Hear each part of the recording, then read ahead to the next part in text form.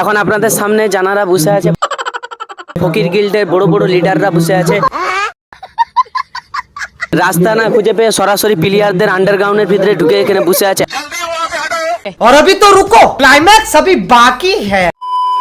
Hello everyone, আসসালামু আলাইকুম, welcome to my new vlog video. I hope আপনারা সবাই অনেক বেশি ভালো আছেন।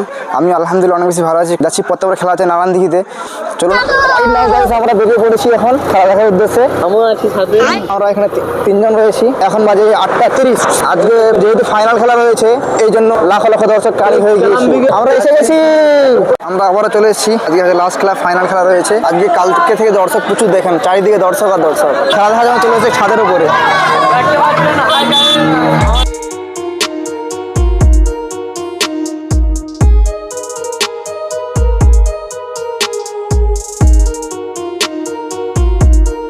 এখন আপনাদের সামনে জানারা বসে আছে, পরিষ্কার ভাষায় ফকির গিল্ডের বড় বড় লিডাররা বসে আছে।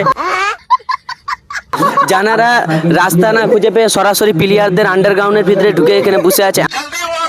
এমন ভাবে বসে আছে জানারা রাজার বাড়ির ছেলে এসে বসে আছে। কিন্তু আপনারা দেখলেই বুঝতে পারছেন যে হালতরা কি হয়ে বসে আছে। বাবা, তোমার বাড়ি কোথায়? এই গাল দিলে সুটিয়ে লাল করে দেবো না, গাল দিলে চলবে না। গালাগাল দেন ভালো না। তাহলে এখানে দর্শকরা বুঝে লিছে যে তোমরা কিরকম ধরনের বাচ্চা। সঠিক বলেছে। দেখতে পাচ্ছেন এমন একটা রুমের ভিতরে এরা সব আছে। এই রুমটা হচ্ছে প্লেয়ারদের রুম, গেস্ট হাউস অফ দা তবে তোমরা কিন্তু এটা ঠিক করতেছো না। তোমরা যেটা বসে আছো লোকের জায়গাটা। ये बड़ी अच्छी बात कही आप। গোল হো গিয়া, মাশাআল্লাহ মাশাআল্লাহ মাশাআল্লাহ। কোন দেইছে? এই মাঠটি ছিল একটি পুরো শ্মশান। সেই শ্মশানকে মুক্ত করে আজকে বীর পূজারী সংঘ একটি খেলার ময়দান করেছে।